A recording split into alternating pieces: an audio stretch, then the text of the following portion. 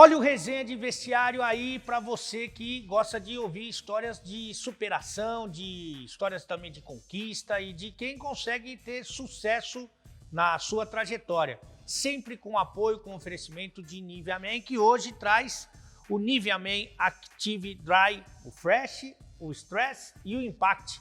Aqui, esse aqui que eu vou dar até um beijo, viu, diretor? Que isso aqui me torna muito mais sedutor e... Vamos ouvir? E esse é o Nivea Men, o Active Dry Fresh. É o que eu uso no meu dia a dia e você já sabe, né? No Resenha de Vestiário, nós estamos sempre junto com as novidades e com os lançamentos do Nivea Men. Esse é mais um para você. E o nosso convidado de hoje é Flávio Sareta. E ele? Rapaz, você sabe que já bati muita palma para você, hein? Xingou também. Agora eu tô xingando mais, porque como a gente gosta de xingar Agora a gente é rival comentarista, também. gosta de rival, xingar. Mas o Flávio Sareta foi... Eu não gosto de falar muito da vida da pessoa para pessoa, que eu já vi inclusive num programa que eu participava, muito curioso, que o cara falava assim, não, esse aqui eu não sei o que... Você lembra que você jogou não sei aonde, não sei aonde, não sei aonde? Ele falou, não, o jogador. Não, na Ucrânia eu não joguei. Ele falou, não, jogou sim, tá aqui, ó. O cara tava brigando com o cara. Deu tudo errado, né? É, o cara tava... Não, o que tá escrito aqui... Tava escrito. Ele falou, não, você jogou. Ele falou, não joguei, irmão. Eu tô falando que eu não joguei. Mas você chegou a ficar entre os 50 melhores do mundo e tá entre o quê? Os 10 brasileiros da história do tênis, é isso? É, mais ou menos isso. Eu tive 44 do mundo, ali com 21, 22 anos. E entre os brasileiros, sim, né? Tem Guga, o Meligeni, o Belucci, o Jaime Sims, o Luiz Mata, acho que é por aí.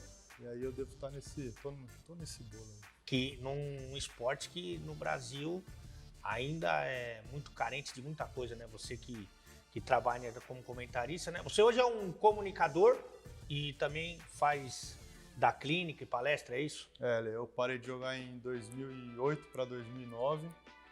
Na verdade, no Pan-Americano de 2007, no Rio de Janeiro, nas quartas de final, fraturei o braço. Puta! E não percebi. Foi uma fratura por estresse, né? Que sai uma lasca do osso.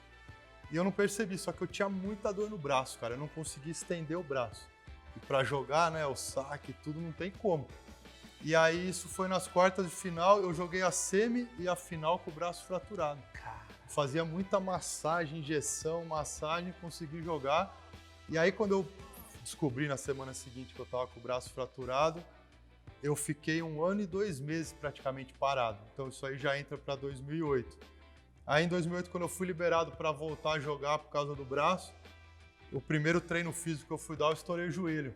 Puta, acredita, isso é cara? a zica do... É, e aí eu parei mais uns 3, 4 meses, por isso que eu falo que eu parei praticamente no começo de 2009, só que em 2007 para 2009 até eu parar, eu joguei 2 torneios só, então tive que parar por ali. É, praticamente você faleceu, né? Você foi perdendo parte do teu corpo, perdeu... Mas eu achei que ia melhorar, tipo... Tava trocando tudo, sabe? Troca aqui, vai ficar tudo novo, mas não foi o que aconteceu. A gente tá no resenha de vestiário com o Flávio Sareta, essa é uma história de superação que eu vou querer saber um pouco mais, mas o Pan-Americano foi tua principal conquista, o que você considera como de mais relevante que aconteceu na tua carreira? Então, o tênis é difícil você escolher uma conquista principal, assim, porque a gente joga 32 semanas por ano, mais ou menos. O ano tem 52, né? Então...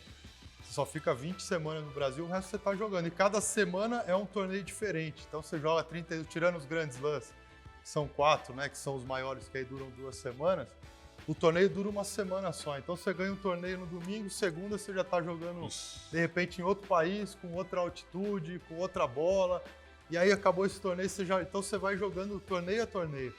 Então é difícil você falar, pô, o que...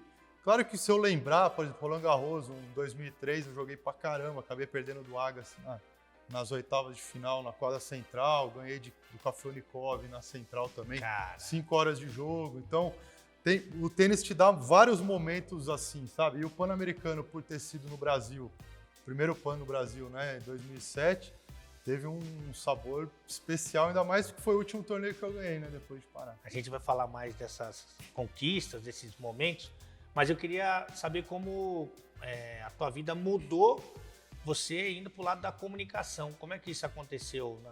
Então, eu parei de jogar de repente, né? Quando você brincou que é uma morte, mas né? O atleta, quando se aposenta, ele morre, né? E nasce de novo e fala, pô, o que eu vou fazer na minha vida agora? Tirando algumas exceções que ganha tanto dinheiro, você não vai se perguntar o que você vai fazer da vida. Vai administrar e viver. Só vai administrar. A grande maioria fala, pô, parei, e aí? Continuo tendo família, continuo tendo que pagar a conta, e agora?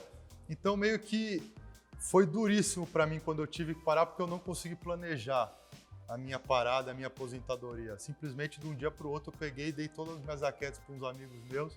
Falei, vem aqui em casa, pega todas as roupas, todas as raquetes. Vieram 2 caras, saíram com uma mala desse tamanho, assim, de tão puto que eu tava, assim, cara, que eu não aguentava mais por ter parado de jogar assim. E aí, cara, eu fiquei praticamente 1 ano com uma depressão muito forte. Não saía de casa de jeito nenhum, morava sozinho. Tinha a dona Cida que trabalhava para mim lá, ela chegava de manhã, eu não via ela, porque eu tava dormindo. E ela ia embora 3, 4 horas da tarde, eu também não via. Eu não via a mulher durante 1 ano. Você não gostava? Não era mais fácil mandar embora assim? Eu nem sabia se ela tava lá para mandar embora. Mas eu ficava dentro do quarto, e aí tocava violão, eu brincava, fazia qualquer coisa. E aí à noite eu saía para fazer festa e tal, e voltava, então eu não via ela. Fiquei 1 ano assim, cara, 1 ano. E aí eu fui, me procuraram para fazer um programa que era antigo Bradesco, né? Sim. FM. É uma rádio, para quem não pegou essa época, que é aqui de São Paulo, que também teve em outros estados. Também, que era começo São Paulo, Rio e Belo Horizonte.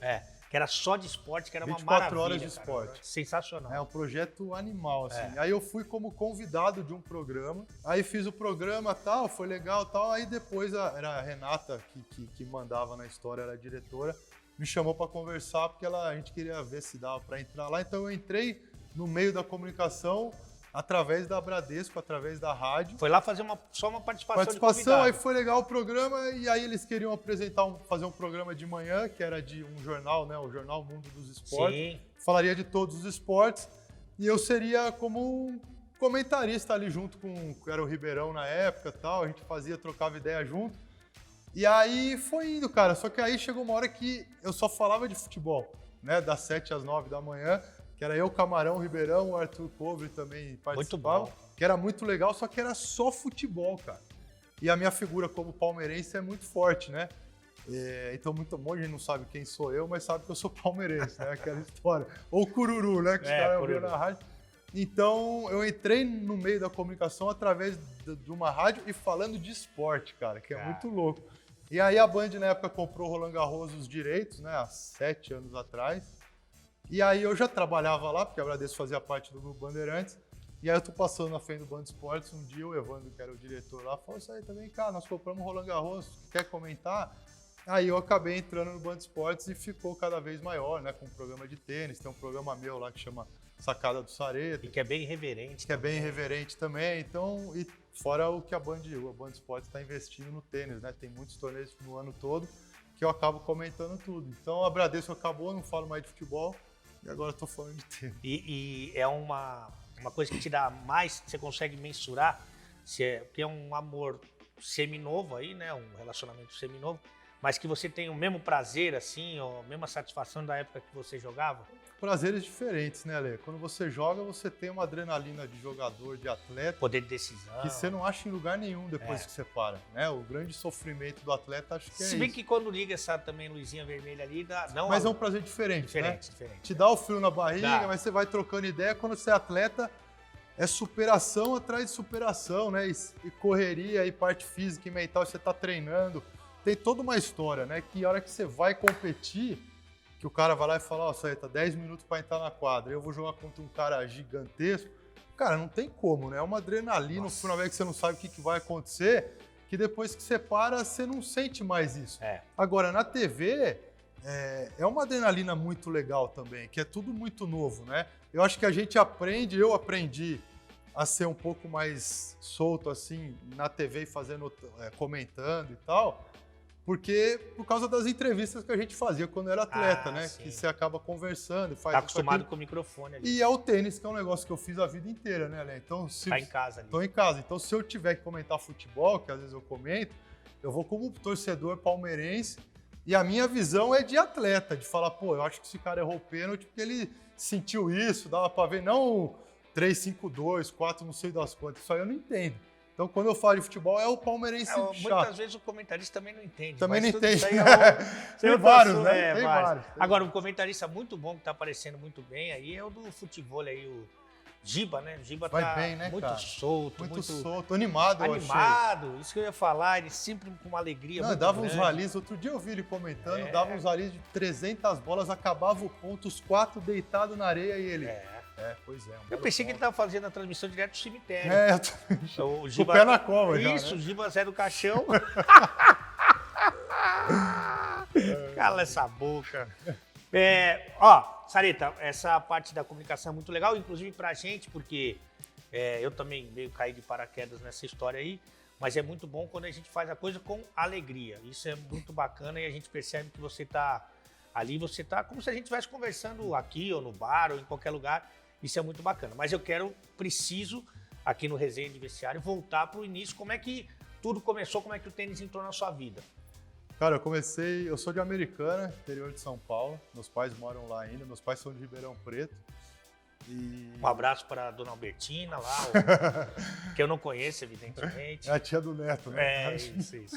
Então, aí eu comecei com 8 anos lá em Americana, mas eu jogava futebol junto. Até os 12 anos eu queria jogar bola, né? Tem o Rio Branco de Americana, que eu assistia todos os jogos lá quando era criança. E aí eu comecei a jogar tênis porque amigos meus que treinavam futebol também foram aprender a jogar tênis, que era uma quadra do lado da outra.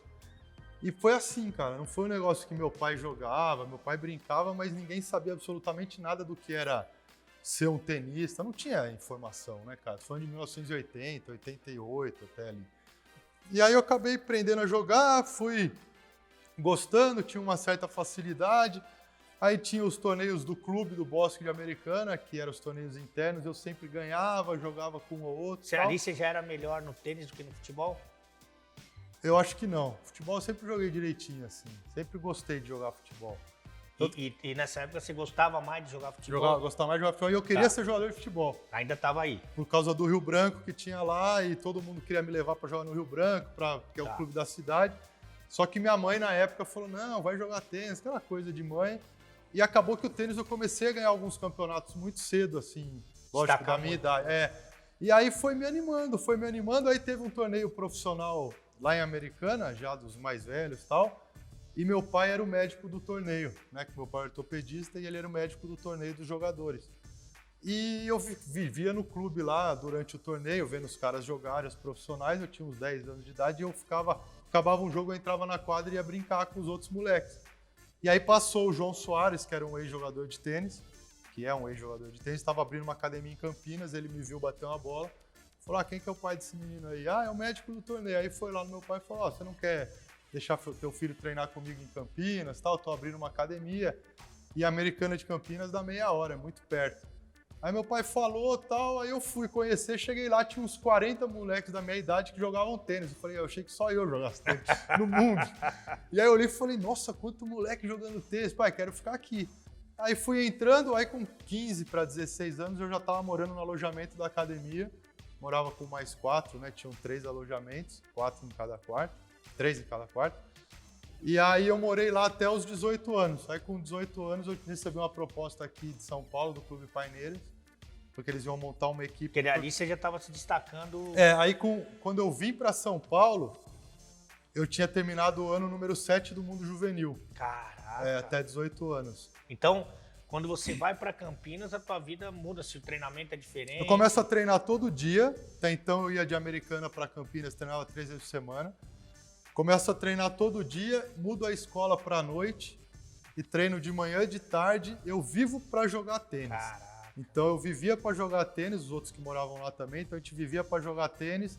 Aí tinha uma Kombi que levava a gente da academia para uma escola, todo mundo estudava na mesma escola, à noite em Campinas. E ali eu comecei já a entender o que era ser jogador profissional, que eu realmente queria ser jogador profissional, o caminho que eu deveria trilhar para chegar a ser um jogador profissional. Então ali eu começo a entender essa história. E aí quando eu faço um ano muito bom juvenil, que eu fico entre os 10 do mundo, Aí eu era já meio que a esperança do Brasil, né? Ó, tá um moleque novo chegando.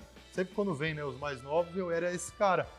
E aí veio uma proposta daqui do Clube Paineira de São Paulo para eu montar uma equipe profissional. Então eu já vim para cá já como uma promessa, como um cara que daria certo. Aí com toda a estrutura que eu recebi, isso foi com 19, 20 anos, que aí eu mudei para São Paulo e estou aqui até hoje. Mas em Campinas, por exemplo, você morando com a rapaziada lá no alojamento e com esse foco no treinamento ali já se destacando bastante. Na época de adolescente, né? Tem muitas tentações e no interior de São Paulo não é diferente, né? Você conseguia manter o foco ou você meio que... Porque é natural que muitos amigos seus, por exemplo, estavam fazendo milhões de coisas e você às vezes estava concentrado. Você trabalhou bem com isso ou você conseguia equilibrar? Como é que funcionava? Cara, trabalhar bem com isso é difícil, né? Difícil. Ninguém consegue, né? Mas sempre vai ter alguém que vai te segurar nessa história, senão não vai dar certo. Né? Tem que ter alguém. Tem que abrir mão em algum momento. Tem que abrir mão de alguma coisa. Então minha mãe sempre ficou muito em cima, porque quando eu ia pra Americana final de semana, era churrasco, era não sei o quê, e pai, vamos sair, vamos pra Campinas. Tirar o atraso. Vamos pra Piracicaba, e aquela loucura. E aí minha mãe falou, não, vai com calma, tal. Então, foi um processo muito difícil, mas que eu entendo que necessário, porque se eu não tivesse deixado de fazer a maioria das coisas, eu acho que eu não teria sido jogador. Mas você não deixou de viver, você viveu menos um pouco. Eu vivi bem menos. Bem menos. Vamos ser sinceros, eu vivi bem menos, porque aniversário, até da minha família, do meu pai e da minha mãe, chegou uma hora que eu não passava mais com eles, né? Eu me lembro de voltar um 24 para 25 dos Estados Unidos com uns 14, 15 anos, sozinho no avião, e era o Natal, né? 24 para 25. Nossa. Então eu me lembro de momentos assim, que moleque com 15 anos que tá na escola agora vai voltar sozinho no avião de 24 para 25? Ninguém, né? Então isso são coisas do esporte que eu tive que abrir mão da vida real, né? Da loucura toda, mas que ao mesmo tempo, ali, eu consegui equilibrar depois, sabe? Então eu deixei de fazer muita coisa, mas mesmo quando eu jogava, você fica 3 meses na Europa direto, às vezes você perde segunda, vai jogar só na outra segunda, aí você fala com o teu treinador, pô, vamos descansar 2 dias, dar uma volta, beber uma, papapá, fazer qualquer besteira. Até pra cabeça, né? Precisa, né, cara? Então, o importante pra mim, depois que eu virei profissional, era ter um treinador que me cobrasse muito, mas que fosse um cara que me entendesse como ser humano, não como jogador só. O cara olhar, bater o olho em mim e falar, puta, hoje o cara não tá afim de treinar. Não adianta que... Então vamos treinar 1 hora só. Não vai ficar 4 horas na quadra, você vai treinar 1? Aí eu treino 1 hora, dou meu máximo e vou embora. Então eu precisava ter um treinador assim para ter esse momento de falar, cara, deixa eu dar um rolê na cidade aí, meu. Se você não quiser ir, eu pego o táxi, vou sozinho, tomo uma ali, conheço alguém, vou... Ele falou, vai, velho, vai. Amanhã, ao invés da gente treinar de manhã, a gente treina à tarde. Então, e o tênis te dá isso, né? Porque o tênis é você, teu treinador, teu preparador físico, a tua equipe é essa. Então, você praticamente viaja com 2 caras que estão na tua equipe 32 semanas por ano. Caralho. Bom, mas aí chegamos no Paineiras, aí já com moral, assim, e já pro profissional. Eu já estava nos primeiros anos de jogador profissional, montaram eram uns 3, 4 jogadores e uma menina, mais ou menos isso.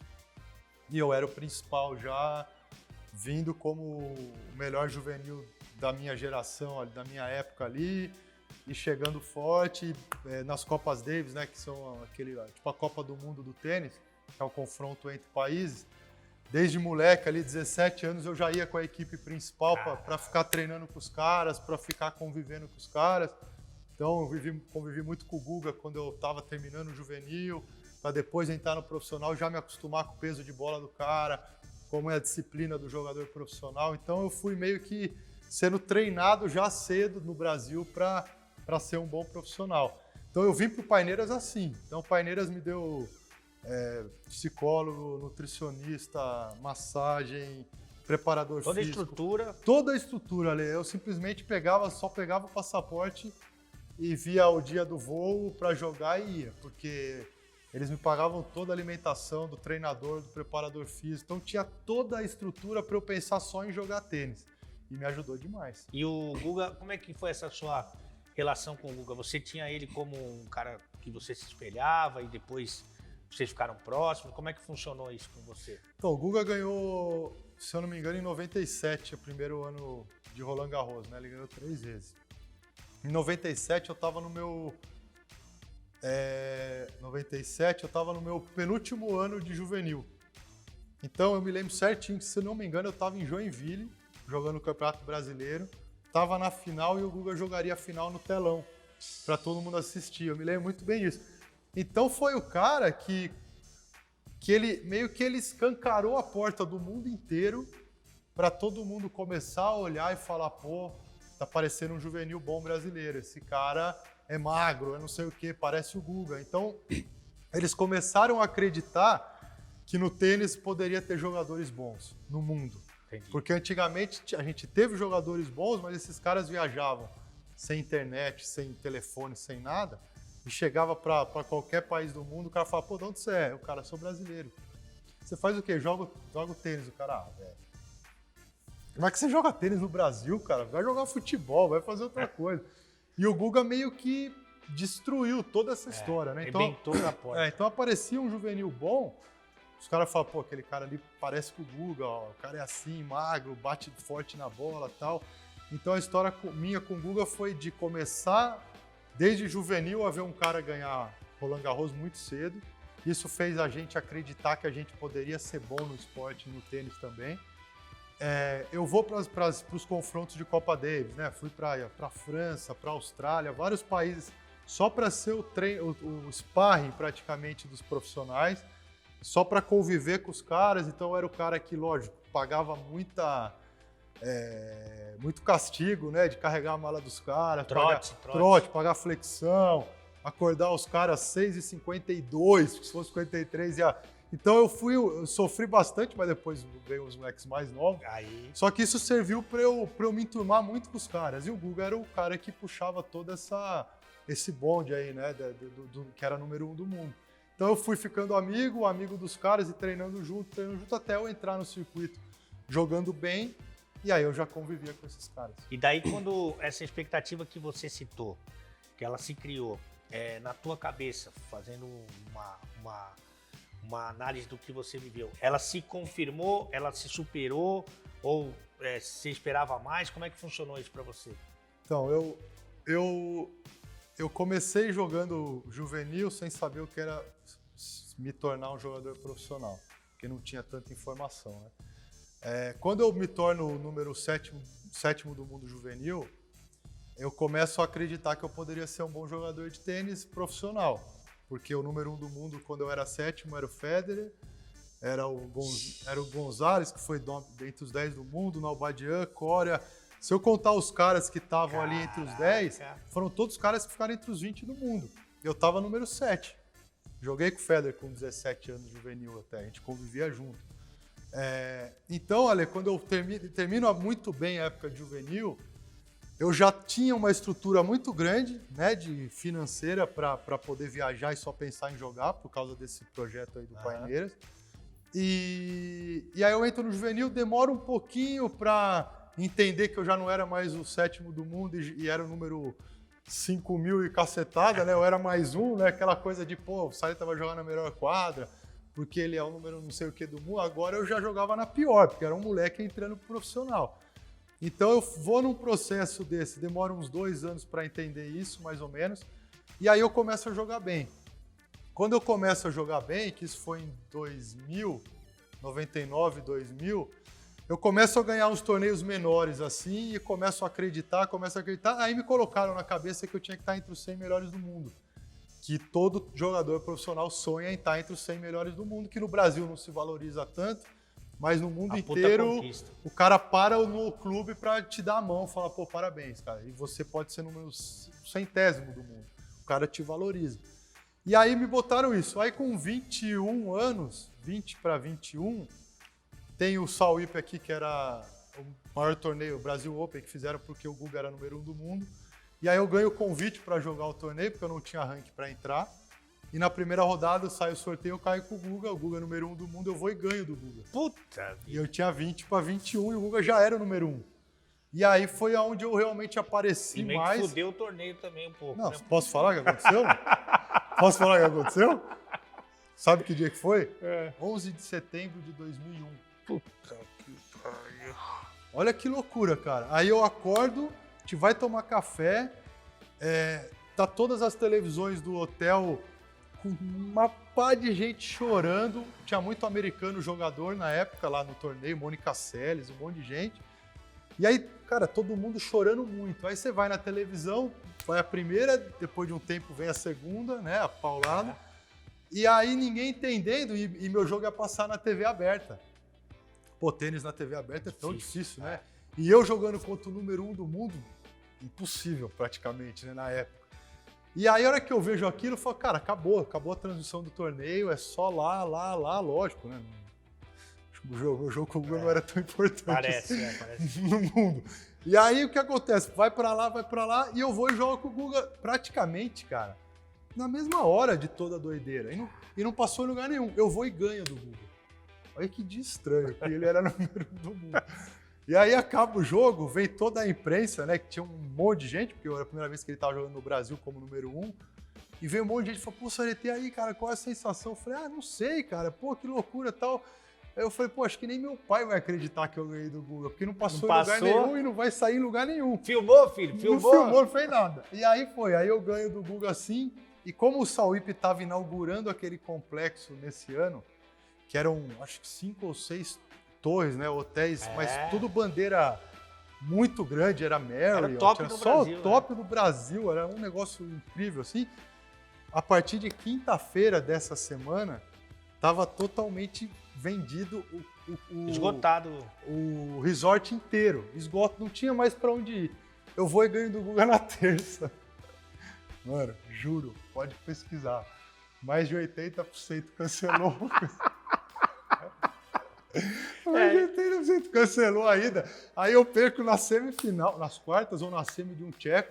E lá é perto, é na Praia do Forte, né? 1 hora de carro pro aeroporto, mais ou menos, de ônibus. E aí eu vou pedir o transporte pra organização. Porque eu perdi, precisava ir pra Argentina. Falou, meu, pode ser o transporte amanhã, 10 horas da manhã? Aí o cara me olhou com uma cara, velho. A hora que eu saio da sala, eu só escuto assim de dentro da sala. Essa porra desse moleque, a gente convidou ele é um juvenil, me fudeu o torneio e ainda quer o transporte. E o fim da história, vocês já sabem, acabou a Costa do Sauípe, não existe mais. Não existe mais, a quadra lá não existe mais. Cresceu um coqueiro no meio da quadra. Ah, que maravilhoso. Bom, aí você falou que jogou esse torneio, a gente tá falando de confirmou a expectativa. Então, aí eu termino mais. Esse ano de 2001, eu acho que foi 2001, entre os 100 do mundo. Ficou ali, consegui. Aí me botaram na cabeça para estar entre os 50, que era o próximo passo. Aí eu comecei a jogar em 2002, 2003, 2004, eu joguei pra cacete, assim. Foi a época que eu mais treinei na minha vida e vivia ou na quadra ou na academia, eu treinava o dia inteiro. Alucinado por jogar tênis eu tava.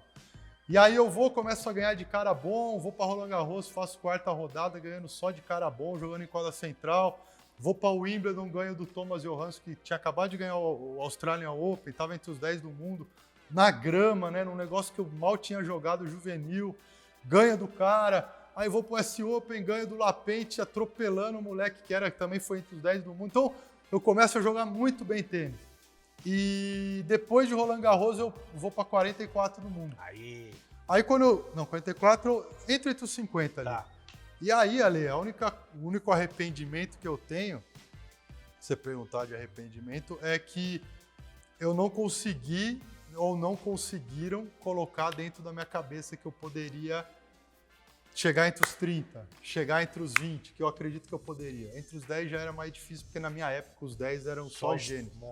Só que eu poderia ter chegado entre os 30 ou entre os 20, porque eu tava voando, cara. Continuando nessa pegada aí. E sabe o que aconteceu? A hora que eu bato ali 40, 44, eu relaxei, cara. Aí eu tava mais tranquilo, aí teve um ano importantíssimo na minha carreira que eu não quis jogar 2 torneios grandes, que eu queria ficar na praia com meus amigos, aí começou a bagunçar um pouco a história, que eu não consegui botar na minha cabeça e falar, cara, vai que dá pra ir mais, vai que dá pra ir mais. Então, a hora que eu entrei entre os 50, eu simplesmente relaxei. Aí eu saía do 100, jogava bem, voltava pra 60, 40, 70, aí saía, aí ficou meio que uma gangorra. Porque assim, nesse nível aí, se você desfoca um pouquinho... Não tem jeito, Ale. Você precisa você precisa jogar bem o ano inteiro, cara. Você precisa jogar bem. E para jogar bem o ano inteiro, você tá jogando contra os melhores o tempo todo, cara. E café da manhã, almoço e janta de tênis. E com os caras, porque é o hotel do torneio. Tirando uns torneios maiores que eles te dão por dia, ó, te dou 200 euros. Se você quiser ficar num albergue e botar 190 no bolso, você bota. Se você quiser ficar num hotel de 250, você tira do bolso 50.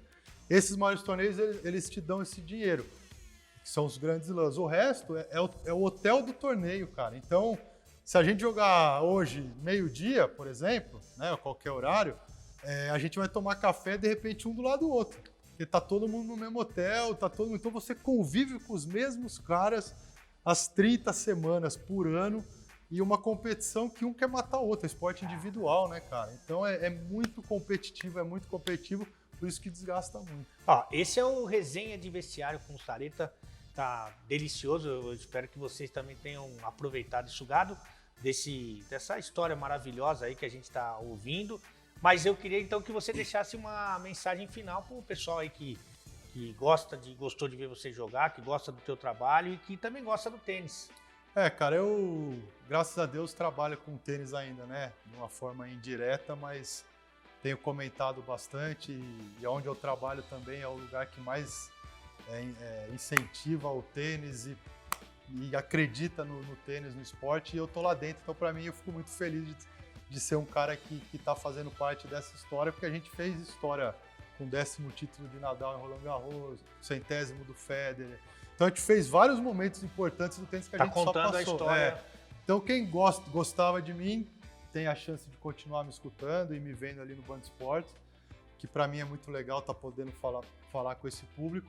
E para quem joga ali e acredita, primeiro é um esporte individual, então se você não se doar 110% você não vai chegar a lugar nenhum. O tênis é um esporte muito competitivo, ele ainda é muito caro, então você vai ter que jogar bem para arrumar patrocínio. Hoje em dia o moleque quer primeiro no patrocínio, depois jogar bem. Né? Então eu acho que é dedicação, praticamente dormir com a raquete, acordar pensando em tênis e treinar, cara. Acho que o maior segredo da história não é nem no tênis, acho que qualquer esporte é treinar, até você buscar uma excelência maior e traçar objetivo atrás de objetivo, que foi o que eu consegui fazer até um ponto, né? Se eu conseguisse traçar um objetivo de estar mais do que 50, mais do que 40, de repente eu poderia ter chegado e eu não consegui. Então, a minha mensagem é essa, que vocês consigam, né? Que tracem objetivos para ir cada vez mais e para você chegar no objetivo maior, você vai ter que treinar mais. Então, isso te motiva a treinar para chegar num lugar melhor. Boa! E além dos programas e das transmissões, o Sareta nas redes sociais, como é que faz aí pra te achar? @FSareta, com 2 T's. Põe aí, diretor, sua mula. E, pô, esse aqui foi o Resenha de Vestiário com o Sareta. É muito legal saber da tua história. Todo mundo que gosta do esporte, não é nem do tênis, acompanhou a tua trajetória e vibrou muito com você. E agora a gente tem a oportunidade de ver você aí na comunicação, deitando e rolando, falando do teu jeito, que é o mais legal, né? Porque é teu mesmo, é da tua essência. E então te agradecer de ter vindo aqui. Valeu, Leo, eu que agradeço, cara. É um prazer estar aqui com vocês. Até a próxima. Foi muito legal ver o Vini, né? É um programa dia diferente, né? Mas eu vi o Vini por aí. Uma perna do cara. Uma perna, cara. Usa as calças rasgadas. Sertanejo, acho. De aquelas que acaba aqui o tecido, sabe? Feio demais, velho. Mas deixa ele. E esse foi mais um Resenha de Vestiário com Flávio Sareta, com o apoio de Nivea Men, que está sempre com a gente está sempre trazendo as novidades aqui da linha Nivea Men. Então, nós estamos sempre juntos, Resenha de Vestiário e Nivea Men.